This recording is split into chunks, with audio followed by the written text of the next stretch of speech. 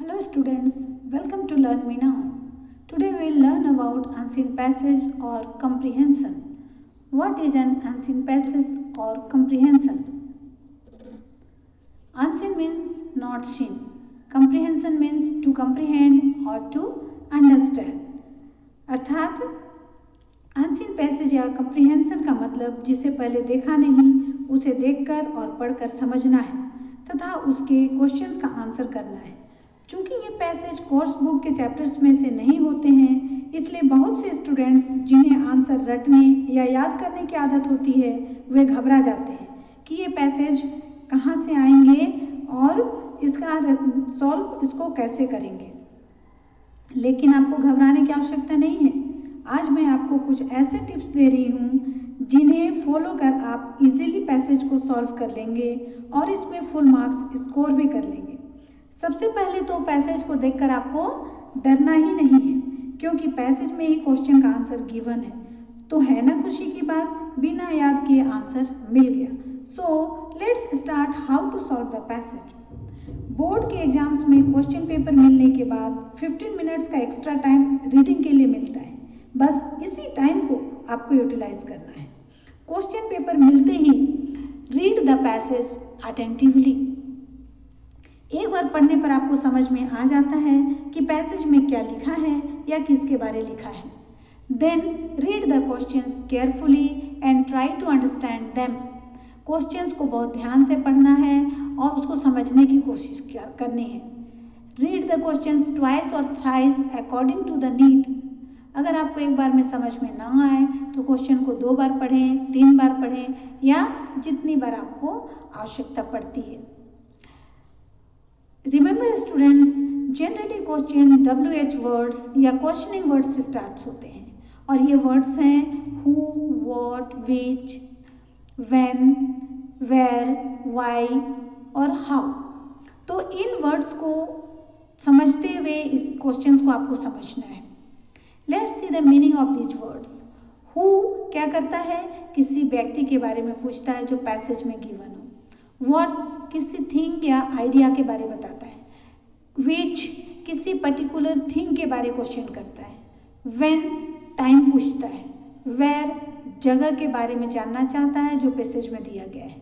Why passage में given जो भी प्रॉब्लम्स हैं या जो भी इवेंट्स हैं उनके रीजन, उसके कारण को पूछता है। हाउ किस तरह से वो काम हुआ उस तरीके को जानना चाहता है। सो इन वर्ड्स की हेल्प से आप क्वेश्चंस को इजीली अंडरस्टैंड कर सकते हैं, उसको समझ सकते हैं। जब आप क्वेश्चन समझ गए then again read the passage. 2 बार रीडिंग करना स्टूडेंट्स के लिए हेल्पफुल होता है। इससे पैसेज को समझने में हेल्प होता है और आंसर सर्च करना भी इजी हो जाता है। इसलिए पैसेज को दोबारा पढ़ना चाहिए। अब चूंकि आप क्वेश्चंस को समझ चुके हैं तो पैसेज को पढ़ते ही आपको क्वेश्चन का आंसर तुरंत समझ में आता है कि इस क्वेश्चन का आंसर पैसेज में कहाँ पर है।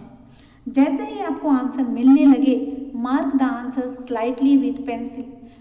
उसको या तो आप आंसर के स्टार्टिंग और एंडिंग में ब्रैकेट डाल दें हल्के से या फिर डॉट डाल सकते हैं, जिस तरह से आप चाहें मार्क कर सकते हैं। लेकिन याद रहे स्टूडेंट्स, आप ये रीडिंग आवर में काम कर रहे हैं, इसीलिए ज़्यादा पेन या पेंसिल नहीं चलाना है, कम से कम यूज करें जिससे कि इन्विजिलेटर की डांट ना पड़े।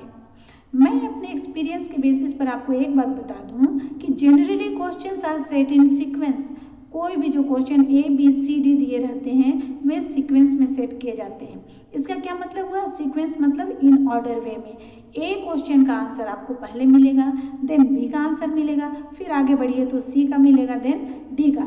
इस तरह से आपको सीक्वेंस ही में क्वेश्चन के आंसर मिलते हैं। रेयरली ही कभी आपका क्वेश्चन ऑर्डर वे के से अलग ऊपर नीचे हो सकता है। अब आप क्वेश्चन मार्क कर लिए तो जैसे ही आपकी बेल रिंग हो जाती है, आपको लिखना अलाउड हो जाता है, तो आप आंसर करेंगे जब पैसेज का, तो आपको करना क्या है कि जो भी इंट्रोगेटिव सेंटेंस है, क्वेश्चंस हैं, उनको आप असर्टिव सेंटेंस अर्थात स्टेटमेंट में बदल लें। इंट्रोगेटिव सेंटेंस में आपने WH वर्ड से क्वेश्चन स्टार्ट करना देखा और लास्ट में क्वेश्चन मार्क लगा देखा।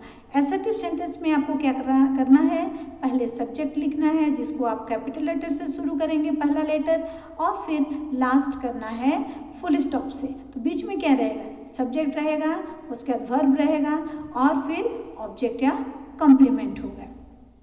इस तरह से क्वेश्चंस के आंसर आपने कर लिए। क्वेश्चंस के आंसर के बाद आपका अगला क्वेश्चन आता है कंप्लीट द सेंटेंस। सेंटेंस क्या होता है, सेंटेंस कैपिटल लेटर से शुरू होता है और फुल स्टॉप से लास्ट होता है। तो आपको ये सेंटेंस को कंप्लीट करना है, मतलब सेंटेंस फुल स्टॉप तक जाएगा। आपको सेंटेंस का आधा पार्ट गिवन रहेगा, उस पार्ट को आप पैसेज में ढूंढें और उसके बाद जो आने वाले वर्ड्स हैं, या वो एक वर्ड का हो या फिर एक से ज़्यादा वर्ड का हो, जब तक फुल स्टॉप नहीं आ जाता आपको रुकना नहीं है, क्योंकि फुल स्टॉप के पहले तक सेंटेंस कंप्लीट नहीं होता है, फुल स्टॉप में ही सेंटेंस कंप्लीट होता है। इसलिए सेंटेंस को कंप्लीट करने के लिए आपको सेंटेंस में फुल स्टॉप आने तक लिखना होगा। नेक्स्ट क्वेश्चन आपका आता है मेक सेंटेंस, सेंटेंस बनाना।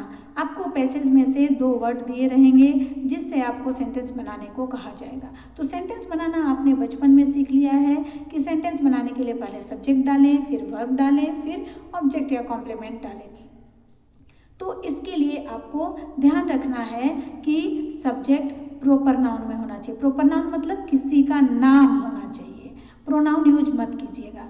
और दूसरी बात कि वर्ब जो आएगा, आप कोशिश कीजिए कि वर्ब को सेकेंड फॉर्म में लिखें। ऐसा क्यों, सेकेंड फॉर्म मतलब सिंपल पास्ट। ऐसा करने से आपको सब्जेक्ट सिंगुलर है या प्लूरल इसका मतलब देखना नहीं पड़ेगा, क्योंकि हम जानते हैं कि सिंगुलर सब्जेक्ट के साथ सिंगुलर वर्ब का यूज होता है, प्लूरल सब्जेक्ट के साथ प्लूरल वर्ब का होता है। तो ये सिंगुलर और प्लूरल ढूंढने की आवश्यकता आपको नहीं पड़ेगी अगर आप वर्ब को सेकेंड फॉर्म में यूज किए। जैसे मान लिया वर्ब आपका डिसाइड है, तो आप उसको डिसाइडेड कर दीजिए। आपको सोचना नहीं है कि हम यहाँ डिसाइड रखें या डिसाइड्स रखें, तो सिंपली उसको वे टू यूज कीजिए और उसके बाद उसके सेंटेंस को मीनिंग करने वाला, मीनिंगफुल बनाने के लिए कोई ऑब्जेक्ट या कॉम्प्लीमेंट डाल दीजिए। इस तरह से आपका सेंटेंस बन जाएगा। अगर आपको ये सेंटेंस वाला वर्ड समझ में ना आए तो आप क्या करेंगे, तो आप पैसेज में जाएंगे, उस वर्ड को देखेंगे और उस वर्ड जहाँ मिला उस वर्ड वाले सेंटेंस को समझेंगे। उस सेंटेंस को समझकर आप उसी में से एक नया सेंटेंस फॉर्म करेंगे। स्मॉल एंड मीनिंगफुल, छोटा और मीनिंगफुल सेंटेंस बनाना है। क्यों, क्योंकि सेंटेंस जितना लंबा होगा ग्रामेटिकल एरर होने के उतने ही चांस होते हैं। इसलिए आप छोटा से छोटा सेंटेंस बनाएंगे, लेकिन याद रहे सेंटेंस मीनिंगफुल होना चाहिए, सेंटेंस का फर्स्ट लेटर कैपिटल होना चाहिए और सेंटेंस के लास्ट में फुल स्टॉप लगा होना चाहिए, जरूर से जरूर। तो इतना आपको ख्याल रखना है। चलिए एक एग्जाम्पल के द्वारा हम इन स्टेप्स को देखें। See the example. यहाँ एक पैसेज गिवन है जिसको मैंने पढ़ा और जैसे मैंने आपको बताया वैसे ही पैसेज को पढ़ने के बाद क्वेश्चंस को पढ़ा और क्वेश्चंस को पढ़कर मैंने मार्क किए हैं। आपको दिखाने के लिए मैंने रेड कलर से हाईलाइट किया है, बट आपको रेड कलर यूज नहीं करना है, आपको पेंसिल से मार्क करना है। और इस तरह मार्क करके आप क्वेश्चन के आंसर को सेट कर लेते हैं। आप देखिए ई नंबर कंप्लीट द फॉलोइंग को भी मैंने अंडरलाइन किया है, जितना दूर मुझे फिल करना है। आप इतना अंडरलाइन मत करना, उसको केवल ब्रैकेट डाल देना है स्टार्टिंग और एंडिंग में और उसको फुल स्टॉप तक लिख देना। Next make sentence. देखिए डिसाइड और एक्सेप्ट वो आपको ऊपर से दिया हुआ है, डिसाइडेड और एक्सेप्टेड वर्ड, तो उसी को आपको यूज करना है। एक इम्पॉर्टेंट बात लास्ट में एक नोट मेरा सुन लीजिए जो बहुत ही इम्पॉर्टेंट है आपके लिए। Always attempt the passage first. जब आपको आंसर लिखना आप स्टार्ट करेंगे तो सबसे पहला काम आप पैसेज सॉल्व करने से करेंगे। सेक्शन ए का क्वेश्चन नंबर 1 और 2 पैसेज होता है जो 20 मार्क्स का होता है, इसको आप सबसे पहले अटेम्प्ट करेंगे।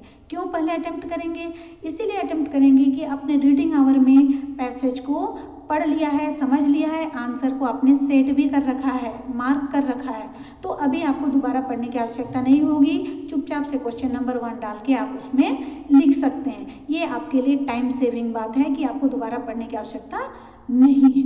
अगर आप कहेंगे कि अगर मैं ना करूं तो क्या होगा, अगर आप इसे शुरू में नहीं करके लास्ट के लिए छोड़ देते हैं तो 2 बातें होंगी।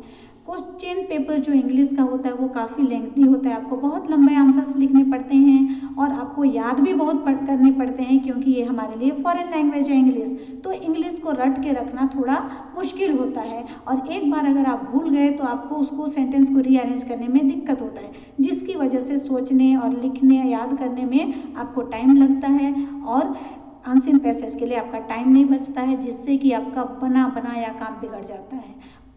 मिला हुआ, सपोज कीजिए कि आप बना के रखे हैं, आंसर सेट कर लिए और आप नहीं लिख पाए, तो समझिए कि 20 नंबर आते आते आपका रह गया।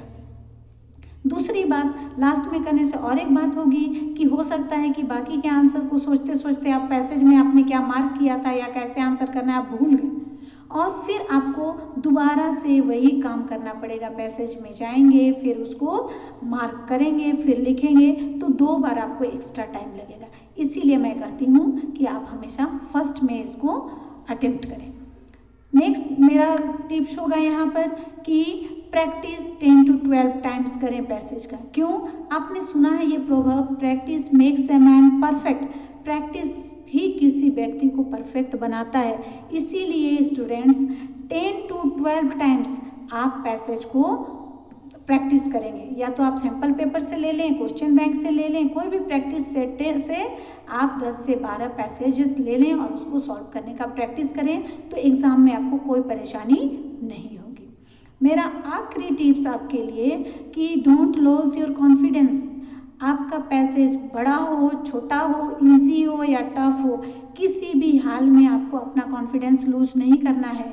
आप कर सकते हैं। Be brave, be confident and try to solve it. You can do it students. So कभी भी गिव अप नहीं करें, क्वेश्चन को छोड़े नहीं, लास्ट तक अपना हिम्मत रखें। सो आपको मेरा ये वीडियो कैसा लगा? अगर आपको ये पसंद आया, यूज़फुल लगा, तो इसे लाइक करें और सब्सक्राइब करें, जिससे कि मेरा आने वाला वीडियो जो नेक्स्ट वीडियो है वो जैसे ही आए आपको नोटिफिकेशन मिल जाए। Thank you.